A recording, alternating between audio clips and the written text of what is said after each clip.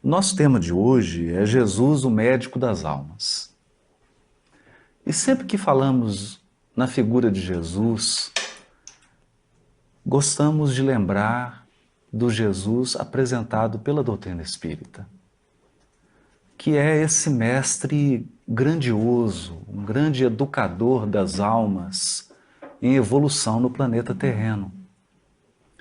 Ele nos conduz, acompanha o nosso processo evolutivo há milhões de anos.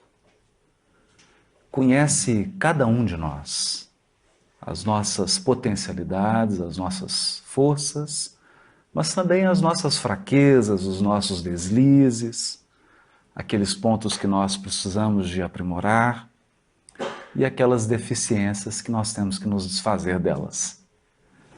E pensar dessa perspectiva espírita na figura de Jesus é imaginá-lo da altura da sua evolução espiritual.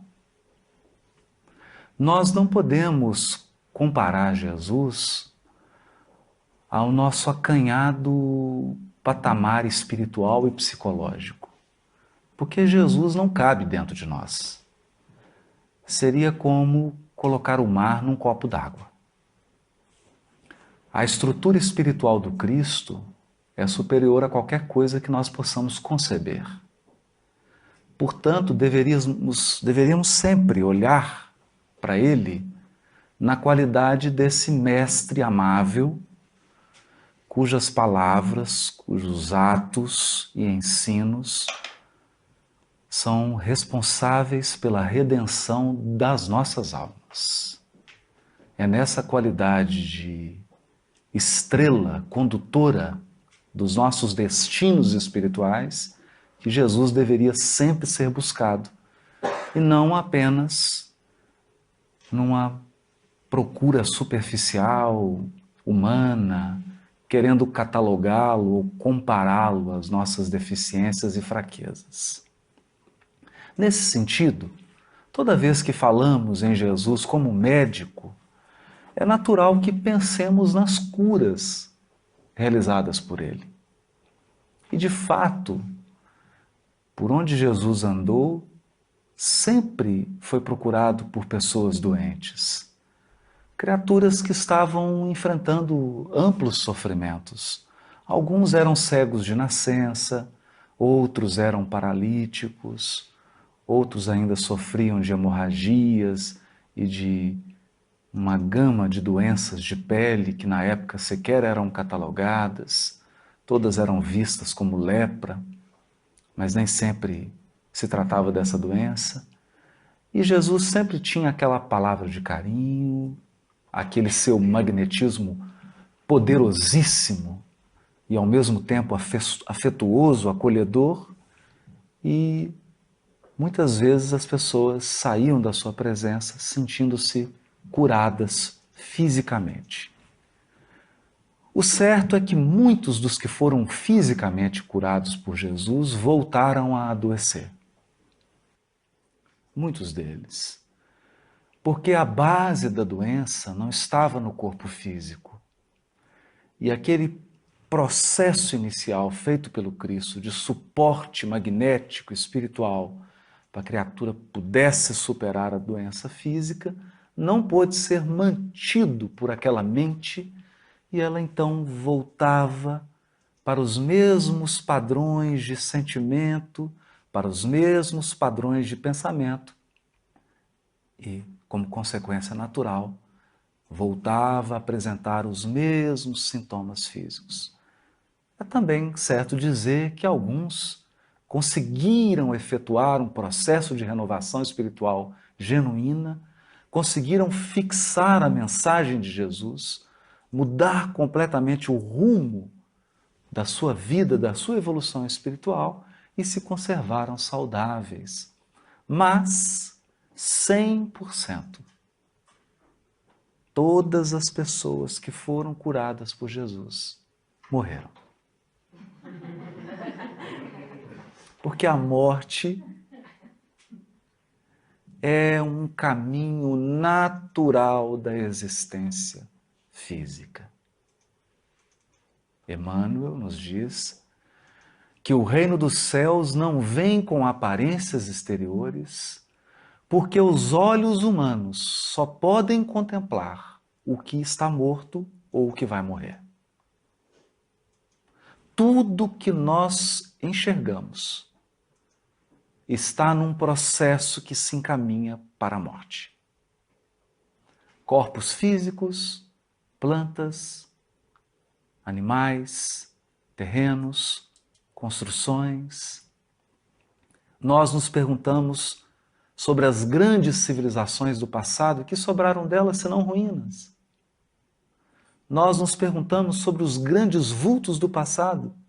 Todos passaram pelos umbrais da morte. Todos tiveram que passar pela transição do túmulo.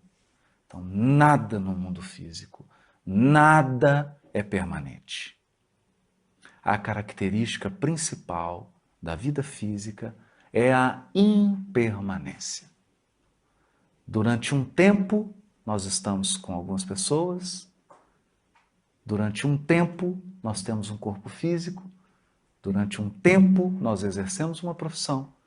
Durante um tempo, nós podemos deter poder. Durante um tempo determinado, nós detemos poderio econômico. Mas todas essas coisas passam com a ação do tempo. Tudo se renova. E a lei de destruição cumpre sempre o seu objetivo, que é auxiliar a lei de progresso. Todo progresso se efetua com mortes e renascimentos, destruição e construção. Portanto, é sempre preciso considerar que quando falamos de saúde, nós estamos falando da saúde do corpo físico. Porque a saúde do corpo físico é sempre relativa, já que o nosso corpo se encaminha para a morte. Ele sofre um processo natural de desgaste. É da natureza do corpo físico acabar, desgastar-se, até que ele não tenha mais forças e liberte o espírito para novos ângulos do seu desenvolvimento espiritual. Nesse sentido, é bom enxergar Jesus como médico do espírito. Porque quem verdadeiramente adoece é o espírito. E quem conserva a verdadeira saúde é o espírito. Mas seria apenas poético dar um título a Jesus de médico das almas, se nós de fato não estudarmos com reflexão, com paciência, quais são as doenças da alma? Por que adoece a alma? Quais são as causas do adoecimento do espírito? O que nos atinge? O que nos afeta a ponto de adoecermos até que um dia o corpo físico expresse aquilo que vai dentro de nós? Porque o corpo físico é uma janela, ele apenas mostra o que existe por dentro. Ele apenas reflete o que existe por dentro. Investigando o espírito e as suas potencialidades, nós nos recordamos de uma passagem bastante emocionante que está no livro Ação e Reação, psicografado por Francisco Cândido Xavier, editado pelo espírito André Luiz. Trata-se de um atendimento que André Luiz fez ao lado de um espírito chamado Silas. Eles visitam um jovem que estava sendo obsidiado pelos seus próprios tios. Eram dois espíritos que estavam bastante cruéis e perseguiam um único propósito: fazer com que aquele jovem, já estava não tão jovem assim, mas na maturidade, com que ele desencarnasse. Porque aquele rapaz havia herdado um patrimônio imenso do seu pai, mas o seu pai somente conquistou aquele patrimônio assassinando os dois irmãos. E os dois irmãos agora, do mundo espiritual, estavam completamente enceguecidos pelo ódio, pelo desejo de vingança, pelo propósito de fazer justiça com as próprias mãos. Mas, para espanto de André Luiz, Silas não condena, não aponta dedo, não faz nenhuma censura aos obsessores. Ele apenas começa a visitá-los todos os dias e conversa um pouco. Como se tivesse interessado em aprender técnicas de obsessão. E, num desses dias, Silas, visando o aprendizado de André Luiz, faz uma pergunta aos obsessores. Qual era o processo que permitia a eles ter acesso à mente daquele rapaz e exercer um domínio sobre ela? Então, o obsessor Leonel dá uma aula. Uma aula que nós espíritas deveríamos estudar dezenas e dezenas de vezes. Porque é fundamental. Então nós podemos dizer, sem nenhum gracejo, que nesse caso o obsessor conhecia mais de espiritismo que nós mesmos. Estavam estudando mais do que nós. Ele diz assim: todos possuímos, além dos desejos imediatistas comuns em qualquer fase da vida, um desejo central. Um desejo central, ou tema básico dos interesses mais íntimos.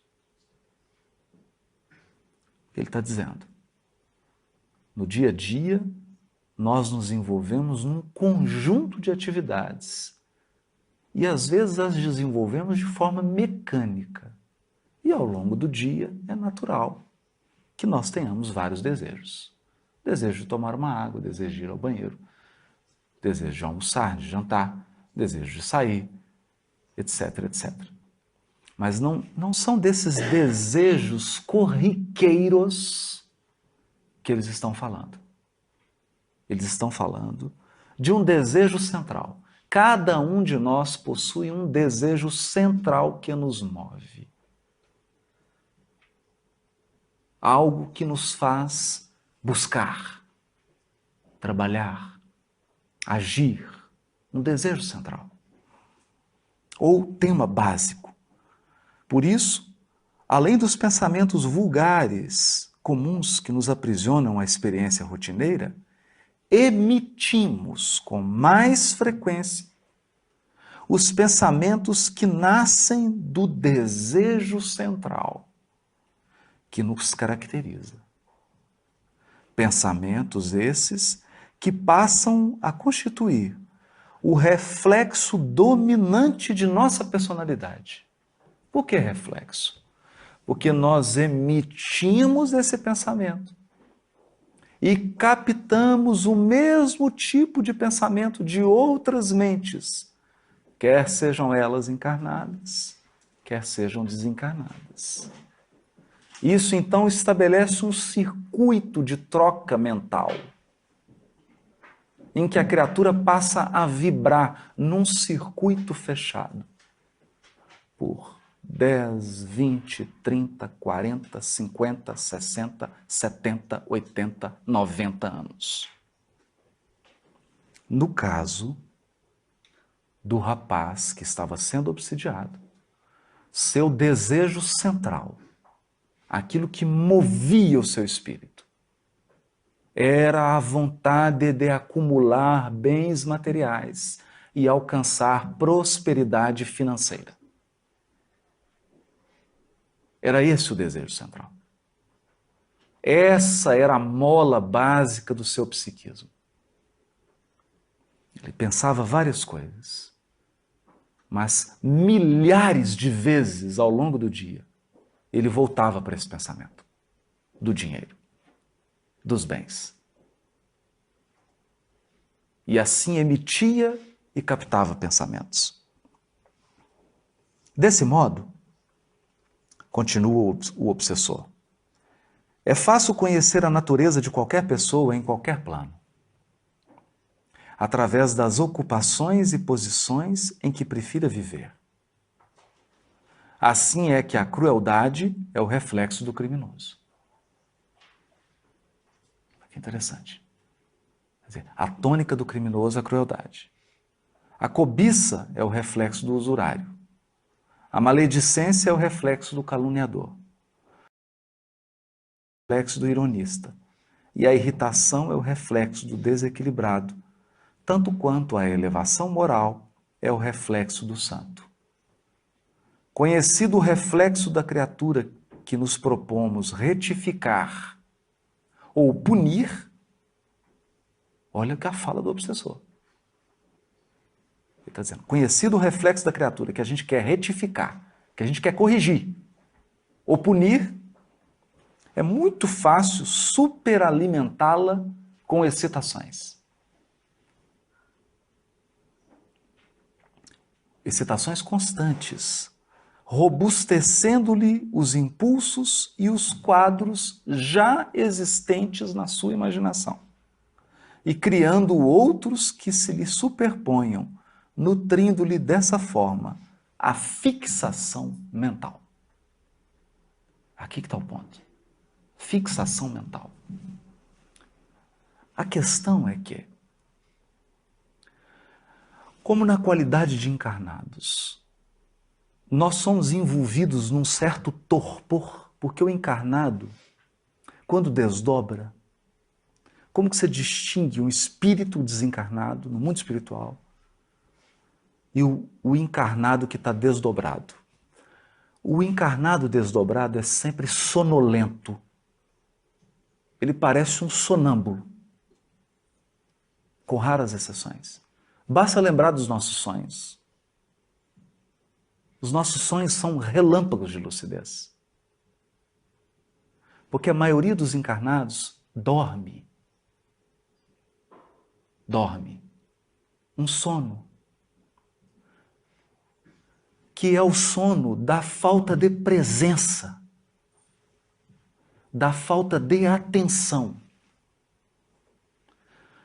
A maioria das coisas que faz mecanicamente. E não se percebe do que o move. Não se dá conta de quais desejos o levam a fazer coisas. Ele simplesmente faz, inconsciente. Então, o grau de inconsciência é tão profundo, que o que ele tem vontade de fazer, ele faz sem pensar, nem que ele está com vontade. Esse é um ponto importantíssimo. E é em cima desse elemento que muitas vezes as obsessões se tornam tão simples, porque basta soprar a brasa. Nenhum obsessor coloca algo que não já está em você, que não está em mim.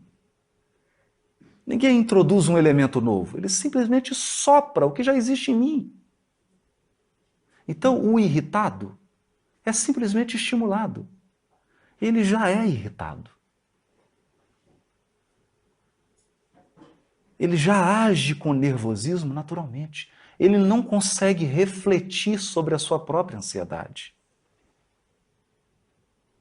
A sua resposta já é automática. Ele é um sonâmbulo, ele não pensa, ele não sente, ele não para, não se conhece. Não há espelho, ele não se enxerga. Esse é um ponto importantíssimo, porque basta uma singela influência, basta um alimento, e a criatura sai fazendo automaticamente, como se fosse um droide teleguiado. Teleguiado.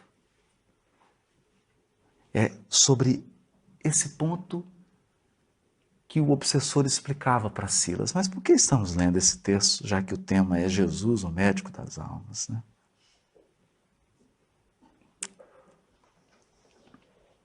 nós selecionamos alguns casos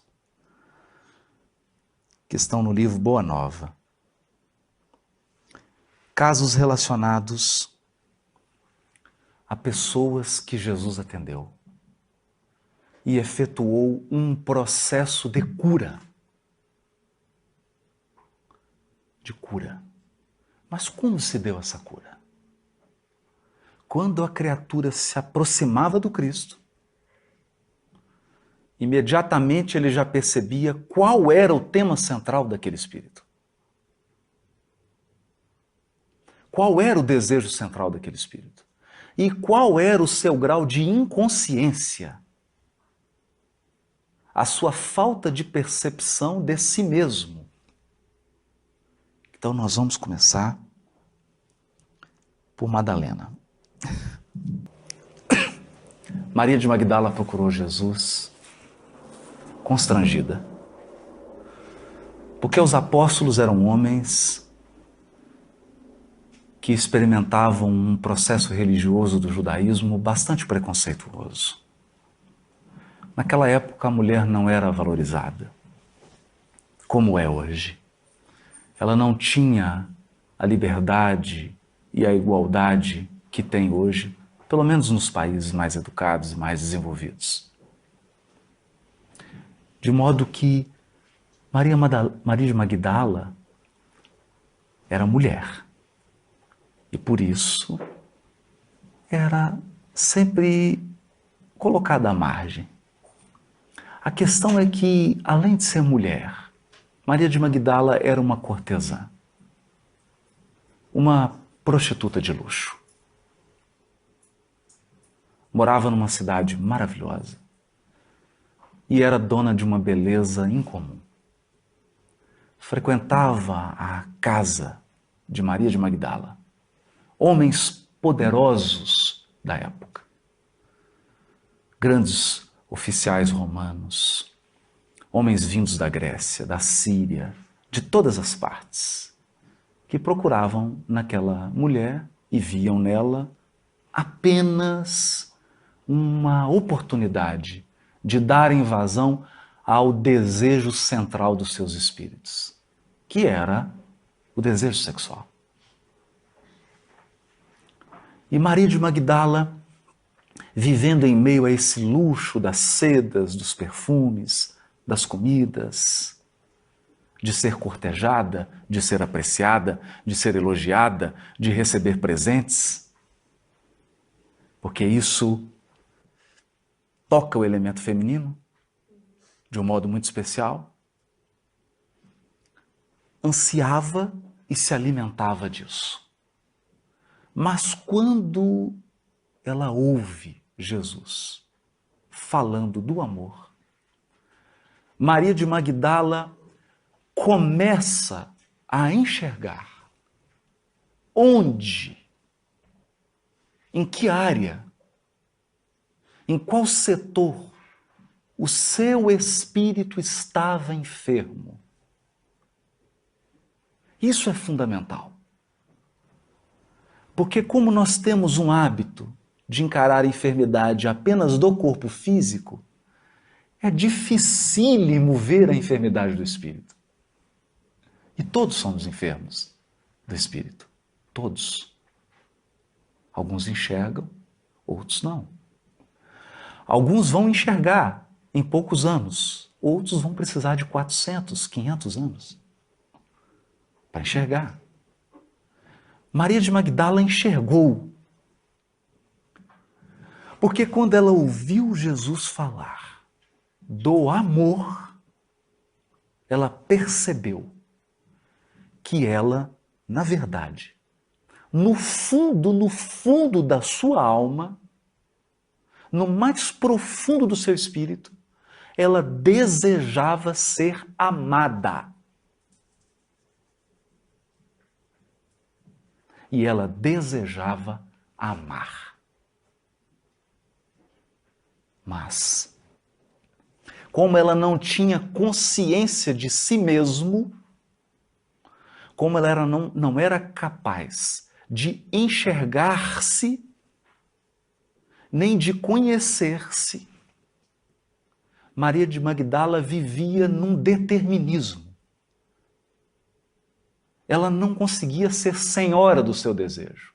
Era o seu desejo que era senhor dela.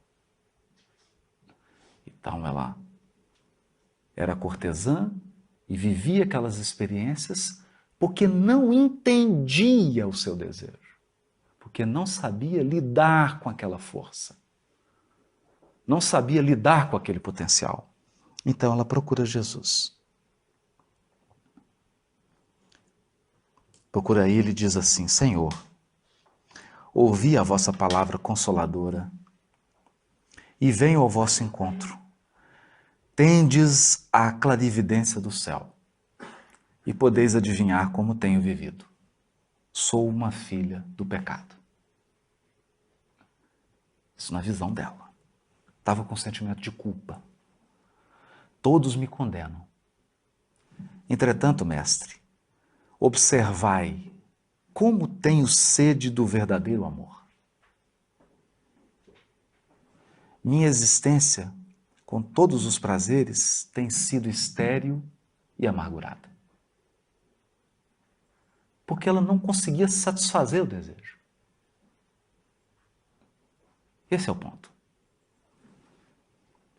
As primeiras lágrimas lhe brotaram dos olhos enquanto Jesus a contemplava com bondade infinita. Queria chamar a atenção para isso.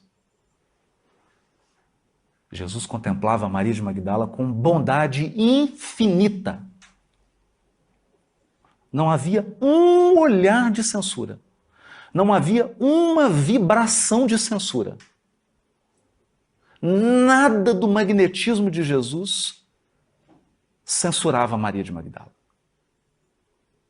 Dele só emanava uma bondade infinita. Ela foi integralmente acolhida pelo Cristo. E aqui começa o seu processo de cura. Porque só a bondade cura os espíritos. Só o amor é capaz de curar almas para sempre. Nada mais. Nenhum discurso moralista, nenhum puxão de orelha. Isso ajuda, mas isso não cura. Então, sentindo-se profundamente acolhida, Maria de Magdala continua. Ouvi o vosso convite ao Evangelho. Desejava ser das vossas ovelhas. Mas será que Deus me aceitaria? Imagina. Sentimento de culpa. Jesus fala para ela, fitando-a enternecido e sondando as profundezas do seu pensamento. Imagina, Jesus não está sondando o pensamento. Não. Sondando o pensamento, qualquer médium faz isso. Qualquer médium faz isso. Jesus estava sondando as profundezas do pensamento. Sondar as profundezas do pensamento é investigar qual o desejo central que move meu espírito. Era isso que Jesus estava sondando. Estava escaneando a alma dela. Uma tomografia computadorizada espiritual. E diz para ela, Maria, levanta os olhos para o céu e regozija-te no caminho, porque escutaste a boa nova do reino e Deus te abençoa as alegrias. Imagina. Até agora só acolhimento. Levanta os olhos. Levanta os olhos. Acaso poderias pensar que alguém no mundo estivesse condenado ao pecado eterno?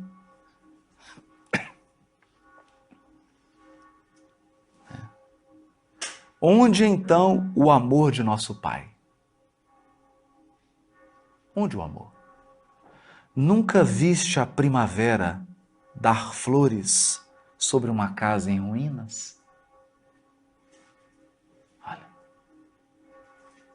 a primavera encher de flores uma casa em ruína, as ruínas são as criaturas humanas. Porém, as flores são a esperança em Deus.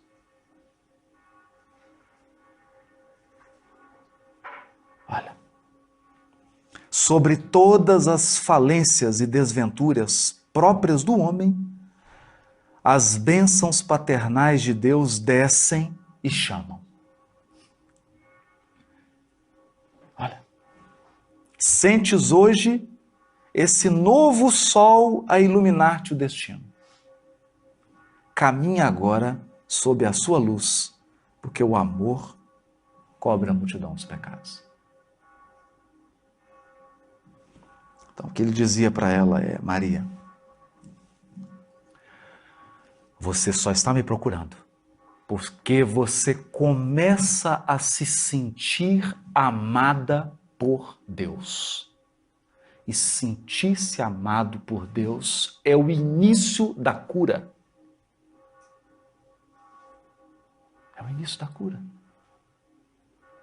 Porque quando eu me sinto verdadeiramente amado por Deus, eu me liberto do sentimento de culpa e uso toda a minha energia para a minha transformação, não para o pranto. Se Paulo de Tarso tivesse gastado as suas energias em lamentações, eu matei, eu fui perseguidor, o que eu vou fazer? Eu fiz isso. Ele não teria dado um passo na direção do Cristo. Um passo. Então aqui o que Jesus mostra para ela é que o seu processo de restauração espiritual se iniciaria pelo amor. Sentir o amor, esse amor convite, esse amor que chama,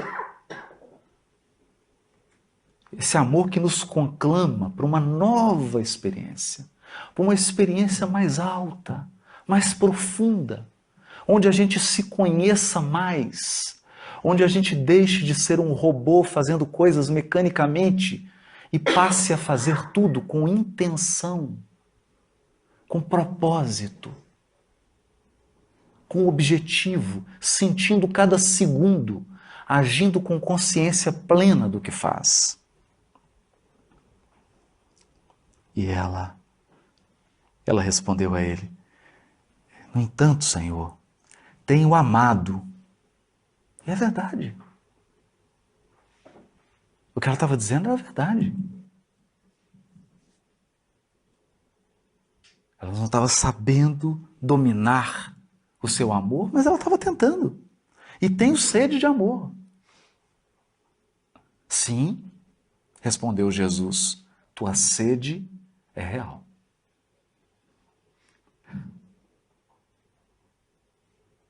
Imagine a compreensão do Cristo. E aí ele diz para ela: o mundo viciou todas as fontes de redenção. E é imprescindível compreender que em suas sendas a virtude tem de marchar por uma porta muito estreita.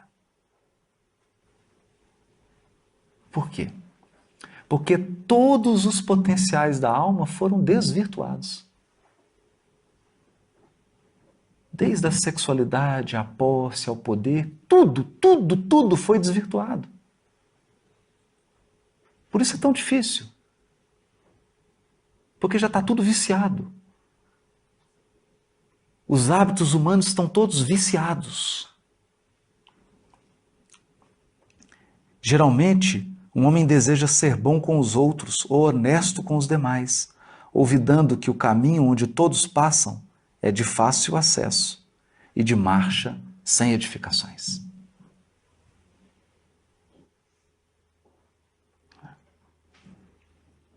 A virtude no mundo foi transformada na porta larga da conveniência própria.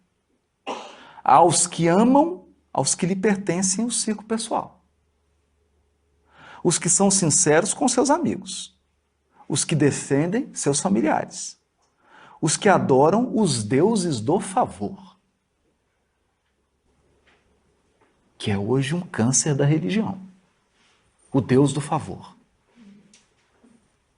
Eu faço isso, eu sigo Deus, mas Ele precisa me dar presentes. Presentes. Precisa curar meus familiares, precisa resolver meus problemas. Precisa me dar algo, né? O Deus do favor. Ou do favoritismo.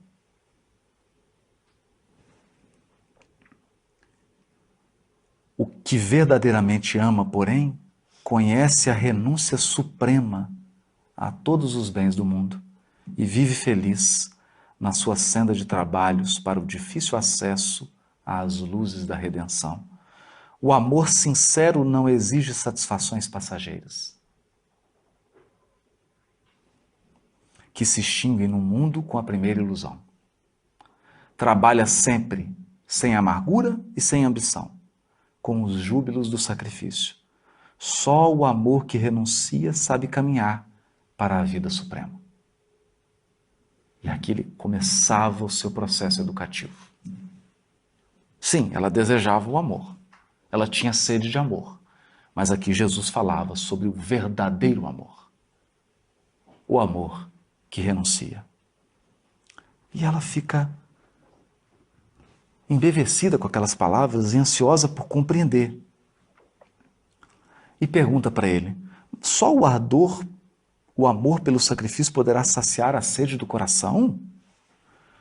Jesus teve um gesto afirmativo e continuou: somente o sacrifício contém o divino mistério da vida. Olha, viver bem é saber imolar-se. Acreditas que o mundo pudesse manter o equilíbrio próprio tão só com os caprichos antagônicos e por vezes criminosos dos que se elevam à galeria dos triunfadores? Toda luz humana vem do coração experiente e brando dos que foram sacrificados. Toda luz humana vem do coração experiente e brando dos que foram sacrificados. Basta pensar nas mães. As mães. Então nós pensamos nos grandes gênios da humanidade, mas eu raramente, nem sei se existe alguma biografia das mães dos grandes homens e das grandes mulheres. Não sei se existe. Nós falamos num Beethoven, mas ninguém fala da mãe dele. Nós falamos de um Hitler, mas ninguém pensa na mãe dele. Até mesmo no círculo do Evangelho, falamos de Judas, mas ninguém pensa na mãe de Judas. Enterrando seu filho que suicidou.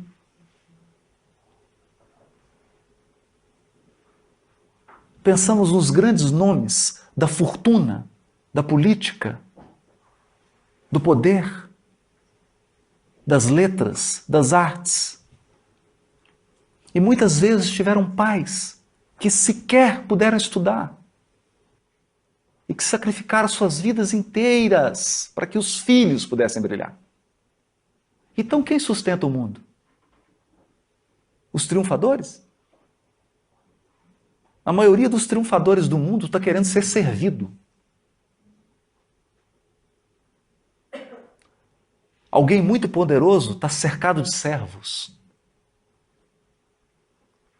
Alguém com muita fortuna tem centenas de bajuladores. Quem sustenta o mundo são os que servem. Quem garante a nossa encarnação são as mãezinhas velando, perdendo a noite, dando do seu seio,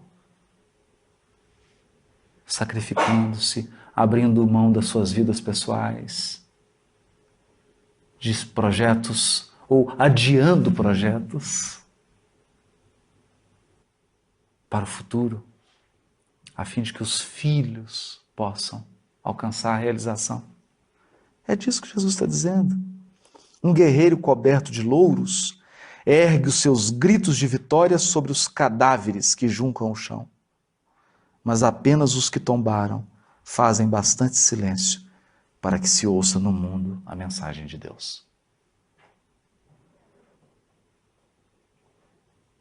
E foi assim com ele, né? Então Maria, tocada por esse amor profundo e espiritual, que é um amor que se nutre daquilo que dá, um amor que se alimenta daquilo que oferece. Mas chega, Jesus diz para ela, muitas vezes o campo enflorescido se cobre de lama e sangue, mas na sua tarefa silenciosa, os corações maternais não desesperam e reedificam o jardim da vida, imitando a providência divina que espalha sobre um cemitério os lírios perfumados de seu amor. Porque onde se dissolvem todos os enganos e todas as quedas? No útero.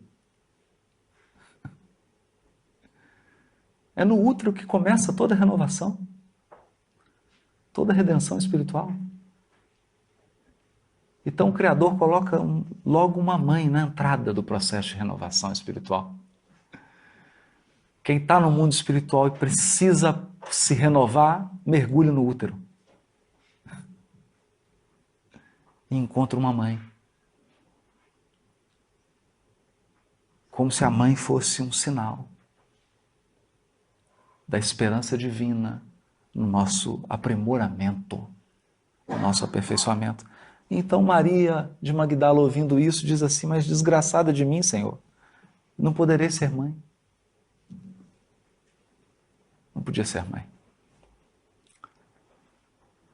Então, atraindo-a brandamente a si, o mestre acrescentou. Eu acho bonito isso, porque não diz que Jesus puxou ela.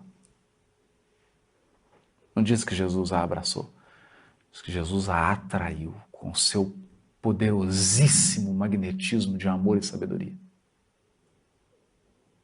Trouxe ela para dentro do seu círculo de vibração de paz, serenidade e comunhão com Deus. E disse para ela, e qual das mães será maior aos olhos de Deus?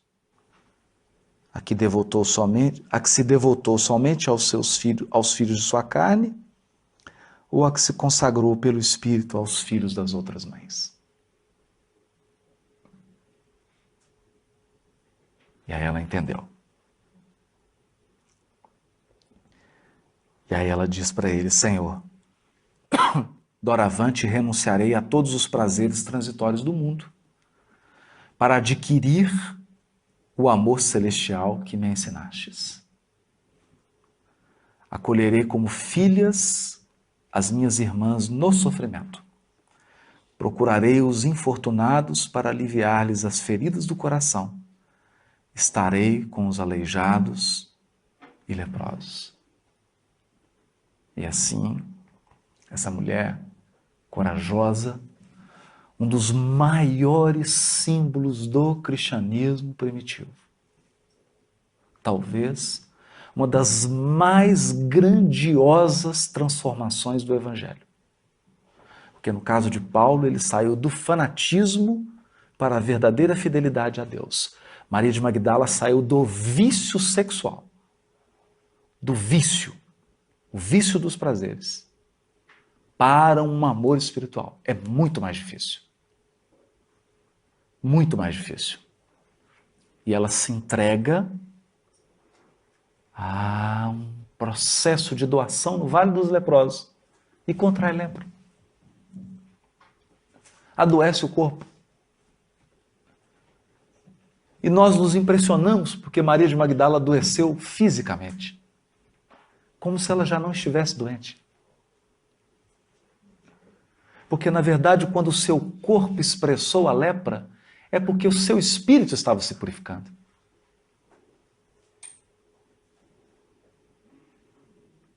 Seu espírito estava se purificando. E nós não podemos esquecer que o esforço de Maria de Magdala foi tão gigantesco que a primeira pessoa para quem Jesus aparece em espírito após a crucificação não é para sua mãe, é para Maria de Magdala.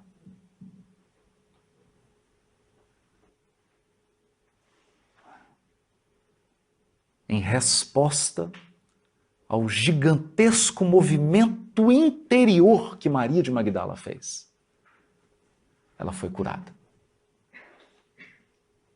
Porque agora ela desejava ser amada, do mesmo jeito.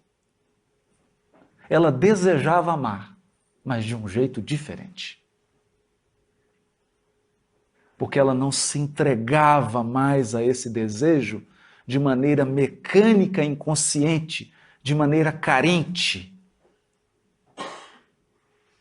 inconsequente. Agora ela tinha domínio de si mesma. É ela que estava no comando do seu desejo central. E tornou-se um vulto do amor. Um vulto do amor. Conta Humberto de Campos que ela andava pela cidade já muito leprosa. As portas todas se fecharam. E ela então desencarna sozinha.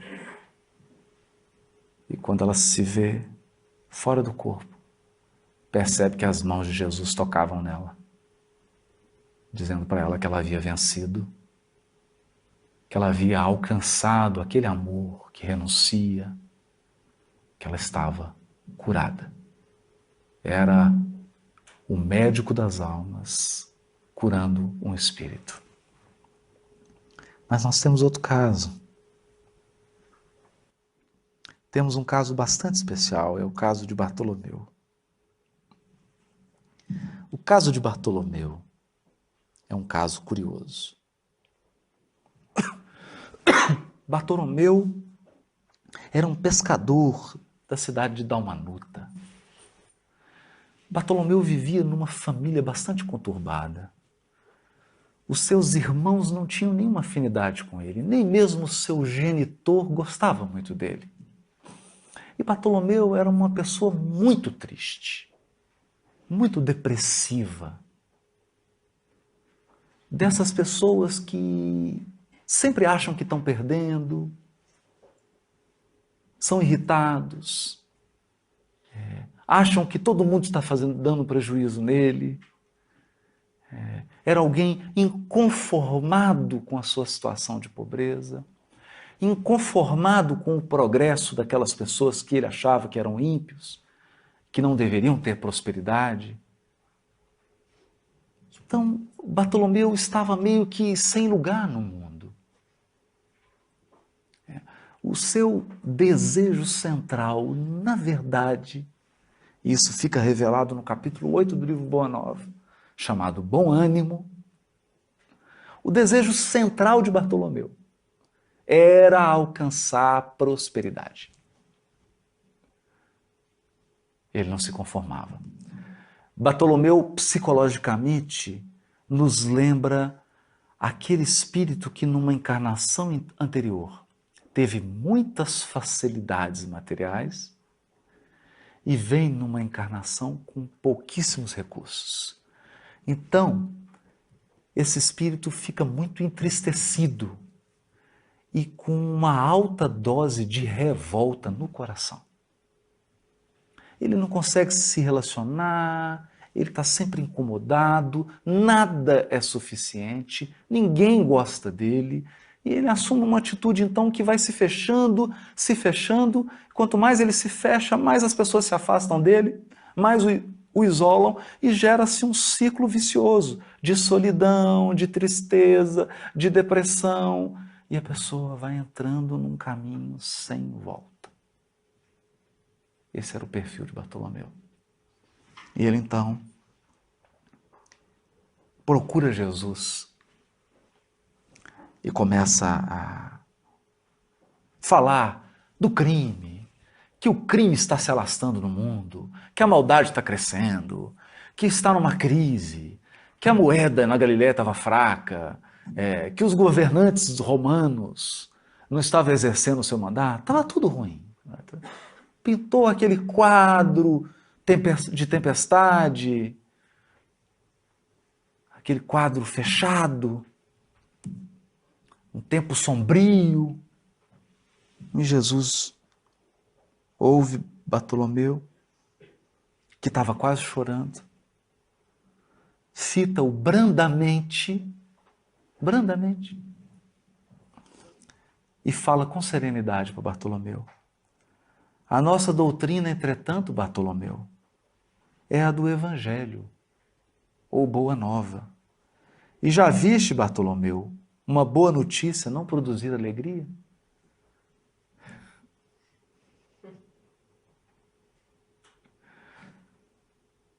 Fazes bem, conservando a tua esperança em face dos novos ensinamentos, mas não quero senão acender o bom ânimo no espírito dos meus discípulos. Se já tive ocasião de ensinar que o meu reino ainda não é deste mundo, isso não quer dizer que eu menospreze o trabalho de estendê-lo um dia aos corações que mourejam na terra. Achas, então, que eu teria vindo a este mundo sem essa certeza confortadora? Olha o que Jesus está dizendo para ele. Bartolomeu, você acha que eu teria vindo ao mundo se eu não tivesse a certeza que a terra vai se transformar em um paraíso? Você acha que eu teria vindo sem essa certeza?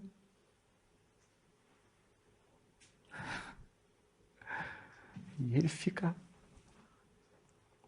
O Evangelho terá de florescer primeiramente na alma das criaturas, antes de frutificar para o espírito dos povos.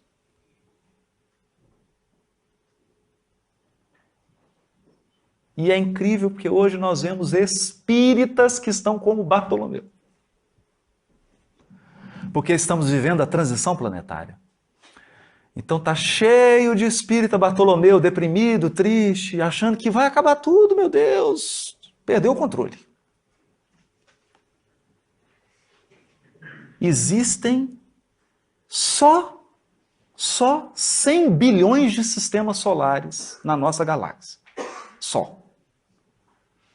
E só existem 200 bilhões de galáxias, mas Deus perdeu o controle nesse planetinha. Nesse universo gigantesco, aqui no planeta Terra, perdeu o controle. Está fora do planejamento. Então, algum encarnado vai ter que resolver para Deus. E ensinar para o Criador como é que faz. Porque, afinal de contas, nunca nenhum planeta, nas 200 bilhões de galáxias, passou pela transição planetária. É uma experiência nova para Deus. É o primeiro planeta em transição no universo infinito, desde que Deus criou, que é desde sempre. Entendem? É o olhar Bartolomeu. Então, Jesus diz, o Evangelho tem que florescer primeiro nas almas, para depois frutificar no espírito das nações. Nós não veremos Evangelho nas coletividades, nas nações, enquanto as almas não forem evangelizadas. É por isso que o nosso trabalho é de evangelização de corações, não de multidões.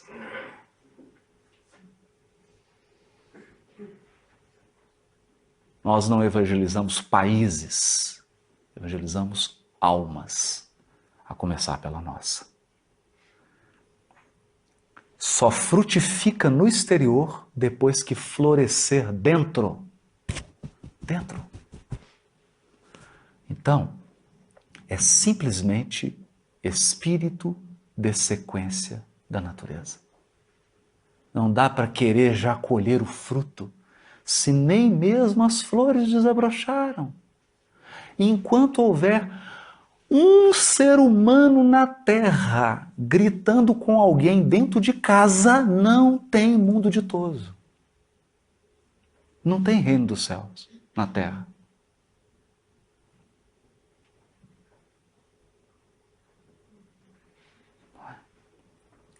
Enquanto houver um ser humano no planeta que não conseguir ser 100% honesto nos menores gestos da sua vida, no uso do papel higiênico num banheiro público que ele está sozinho, não tem reino dos céus.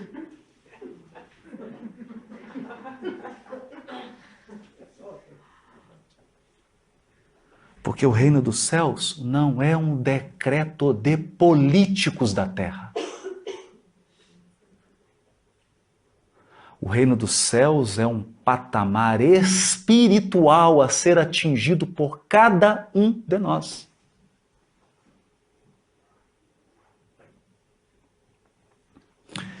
Bartolomeu ficou assustado, né? Ficou bem assustado.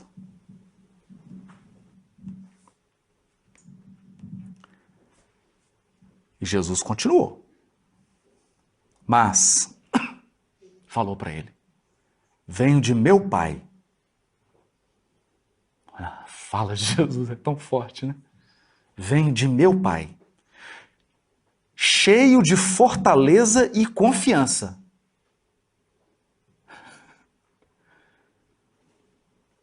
E a minha mensagem terá de proporcionar grande júbilo a quantos a receberem de coração.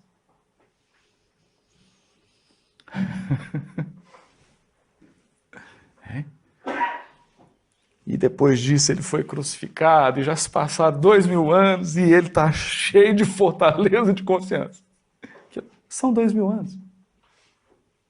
Porque são 2000 anos. Quantos anos os dinossauros andaram sobre a Terra? E o Cristo esperou até que tudo fosse resolvido. Até poder aparecer a primeira espécie humana. O primeiro modelo físico de corpo da espécie humana. Quantos bilhões de anos? Foram aguardado. Um Homo sapiens com condições de pensar tem mais ou menos 200 mil anos. 200 mil anos. Isso não é nada. Nada. Isso é um segundo. E nós já estamos sem esperança. Perdendo o bom ânimo. Nós estamos perdendo o bom ânimo por causa das dificuldades dos últimos 10 mil anos. 5 mil anos. Ou pelas dificuldades que ainda enfrentaremos por alguns séculos.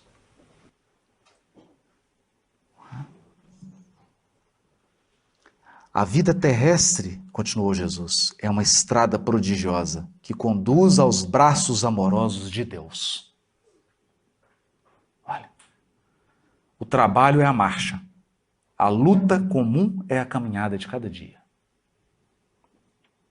Os instantes deliciosos da manhã e as horas noturnas de serenidade são os pontos de repouso. Mas ouve-me bem, na atividade ou no descanso físico, a oportunidade de 1 hora, de um leve aceno, de uma palavra humilde, é o convite de nosso Pai para que semeemos as suas bênçãos sacrossantas.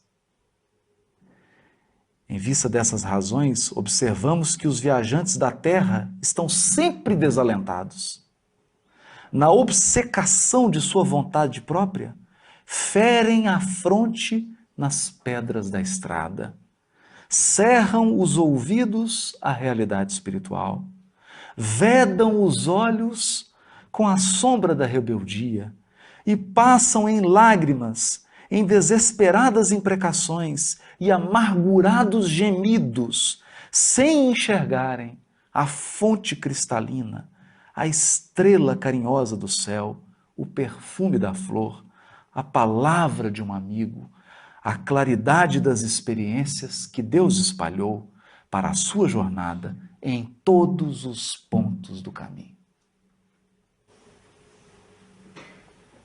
Olha, como se Jesus estivesse dizendo: Bartolomeu, é preciso aprender uma nova matemática. Uma nova matemática. A habilidade de somar dádivas. Nós esquecemos isso. Nós só sabemos somar dificuldades. Nós não conseguimos somar dádivas. Você pode fazer uma lista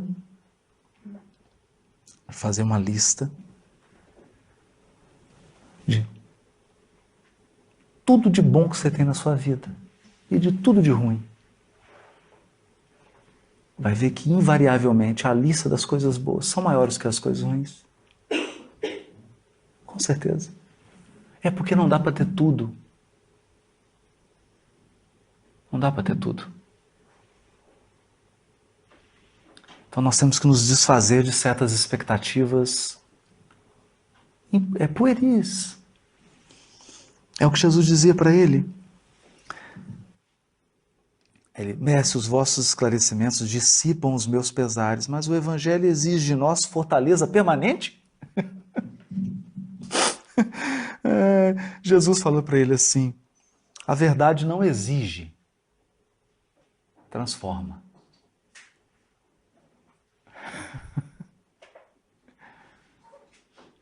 A verdade não exige, transforma. O Evangelho não poderia reclamar estados especiais dos seus discípulos. Porém, é preciso considerar que a alegria, a coragem e a esperança devem ser traços constantes das atividades do cristão em cada dia. Traços constantes. A alegria, a coragem e a esperança. Por que nos firmarmos no pesadelo de uma hora, se conhecemos a realidade gloriosa da eternidade com nosso Pai?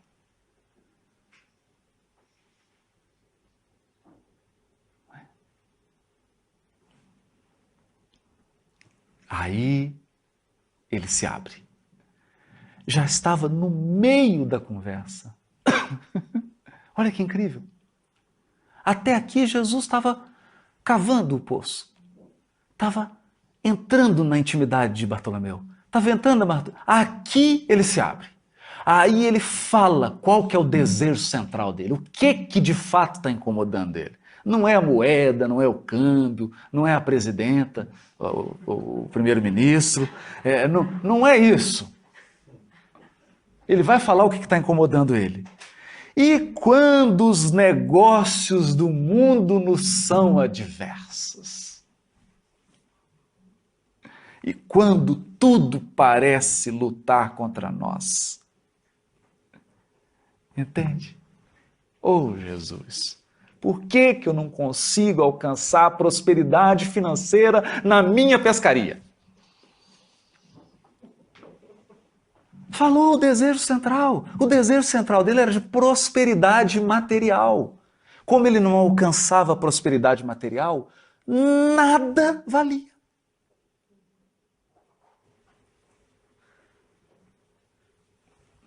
Nada valia.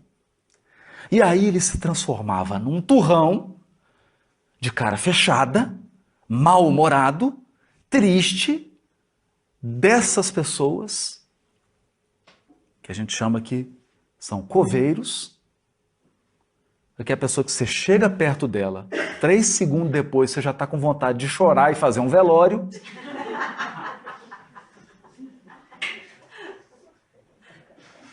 E as pessoas se afastavam dele ou o tratavam com agressividade e ele achava estranho.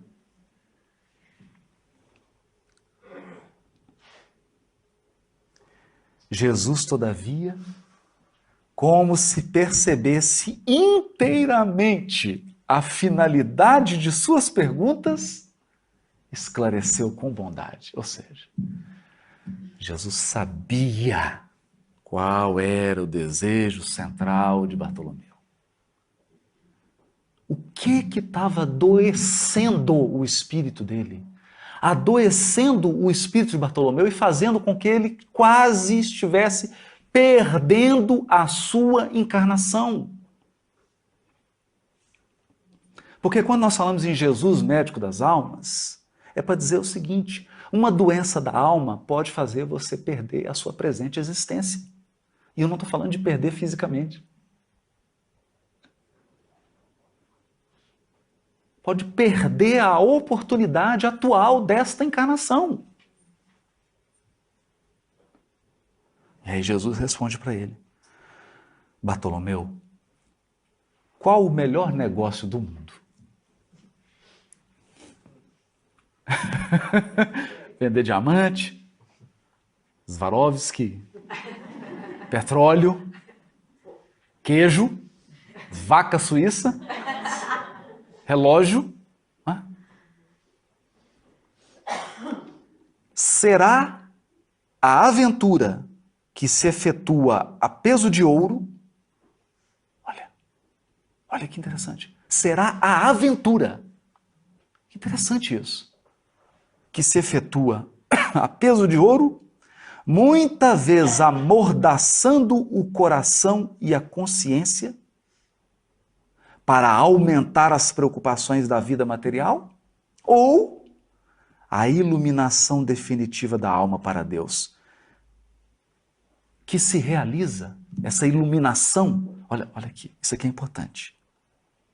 Iluminação definitiva da alma para Deus, que se realiza tão só pela boa vontade do homem, que deseja marchar para o seu amor por entre as luzes do caminho. Basta que a gente se encha de boa vontade para com o Criador e Ele vai nos conduzir nesse processo de iluminação. Não tem nenhuma mágica, é simples. E porque é simples, é a coisa mais difícil do mundo. Porque as coisas mais difíceis do mundo são as mais simples. Não será a adversidade nos negócios do mundo. Olha o que Jesus está dizendo para ele agora. Está falando para o espírito dele. No caso específico do Bartolomeu. Vocês estão vendo que nós estamos trabalhando... Madalena era uma coisa. A questão de Madalena era energia sexual, amor, carência afetiva. Aqui o caso é outro. O caso é outro. Agora, qual que é o meu, qual que é o seu? Cada um tem que pensar com calma depois em casa, depois da palestra. Não será a adversidade nos negócios do mundo um convite amigo para a criatura semear com mais amor?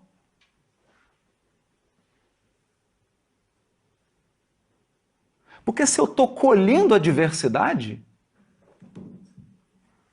é porque a minha semeadura não foi boa. Então, se em alguma área da minha vida a resposta que eu estou obtendo da vida é a adversidade, não será esse um convite para eu aprender a semear? Então, se a minha adversidade é na relação afetiva, conjugal, não será um convite para eu semear mais amor? Para eu aprender a amar? Sair dessa postura do carente chorão e passar a amar, aprender a semear amor. Olha o que Jesus está dizendo para ele. Um apelo indireto que o arranque às ilusões da terra para as verdades do reino de Deus?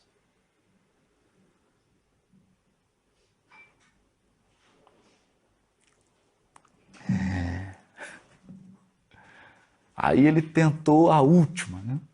Ele falou assim, mas já estava tocado. Aqui ele já estava balançando. Ele pergunta para Jesus, mestre, e não será justificável a tristeza quando perdemos um ente amado? Aí Jesus disse para ele, mas quem estará perdido se Deus é o Pai de todos nós?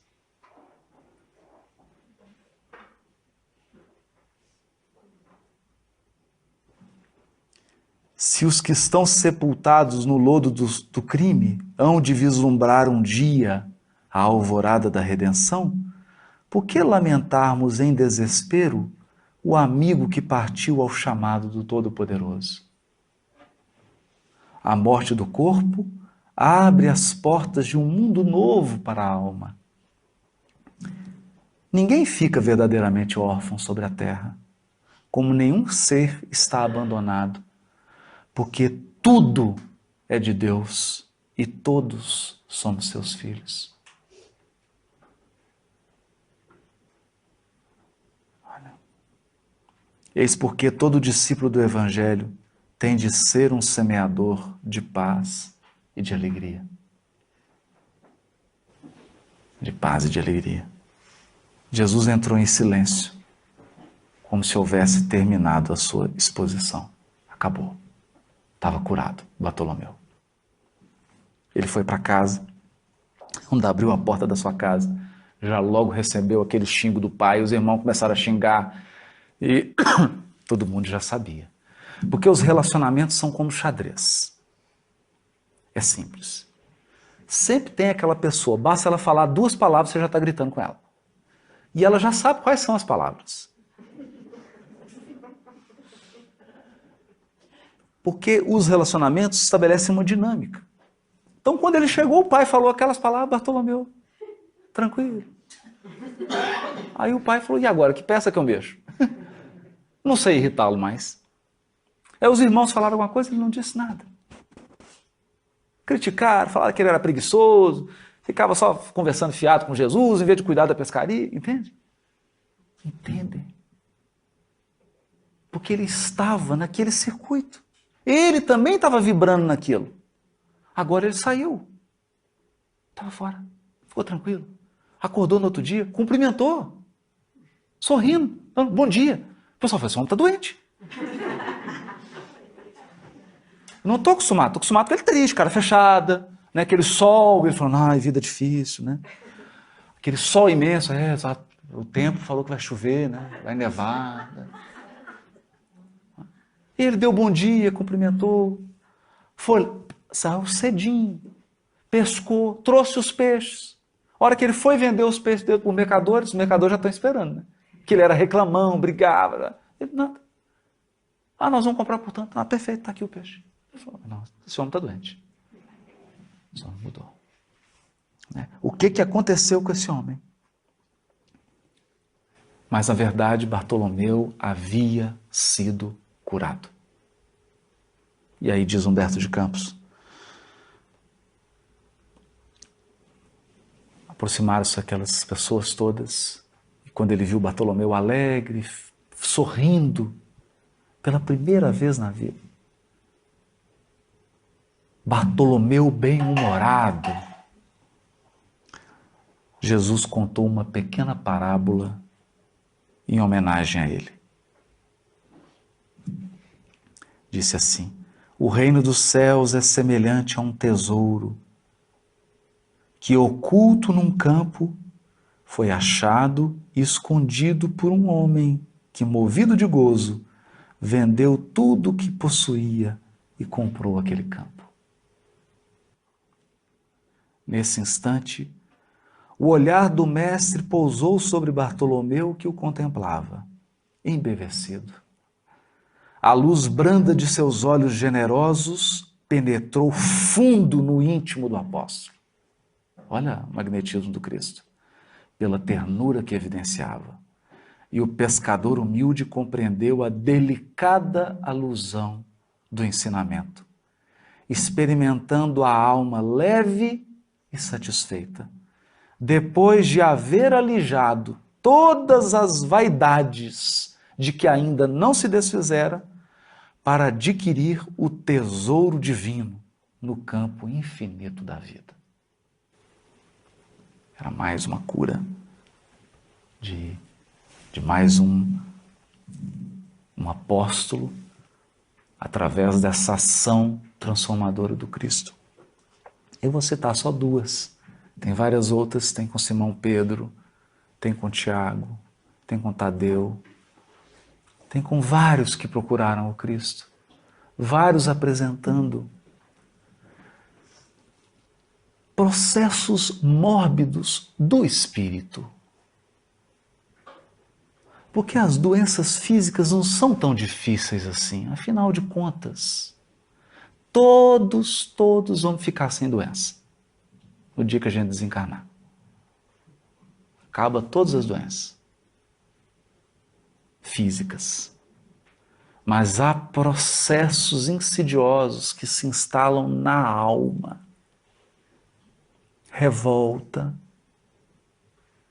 cobiça, indisciplina, falta de gratidão, ressentimento, ódio, incompreensão. São processos que instalam no espírito e provocam um conjunto de ações. E essas ações estabelecem vínculos espirituais. E por vezes nós gastamos várias existências para poder reparar esses vínculos que foram gerados por conta de um desejo central, mal conduzido. Um desejo central que nos dominou, quando na verdade nós devemos ser os senhores dos nossos desejos. É por isso que, quando falamos em Evangelho à luz do Espiritismo, nós não estamos falando de um processo convencional religioso. Nós estamos falando de um profundo processo de cura do espírito imortal. Um processo de cura eficiente que pode resolver em alguns anos o que dezenas de existências não foram capazes de resolver. Porque só encarnar não resolve nossos problemas. Só voltar à vida física não é a equação definitiva. Se não houver um processo de renovação, de restauração, de renascimento interior à luz do Evangelho, fica difícil restabelecer a cura do nosso espírito e voltar para casa. Voltar para casa. Afinal de contas, estar num corpo de carne não é o nosso natural. Nós somos espíritos. O mundo espiritual é o nosso lar. A vida espiritual é a nossa vida verdadeira e genuína. Então, que as vibrações do Cristo, através das suas palavras e dos seus ensinos, possam nos alcançar e fazer por nós o que fizeram com todos esses espíritos que encontraram Jesus. E não digamos que não temos o Cristo diante de nós, porque Ele está presente através das vibrações do seu poderosíssimo amor e do seu poderosíssimo pensamento, e sobretudo pelas palavras grafadas no seu Evangelho e agora nos ensinos do Consolador prometido. Muito obrigado pela atenção de todos.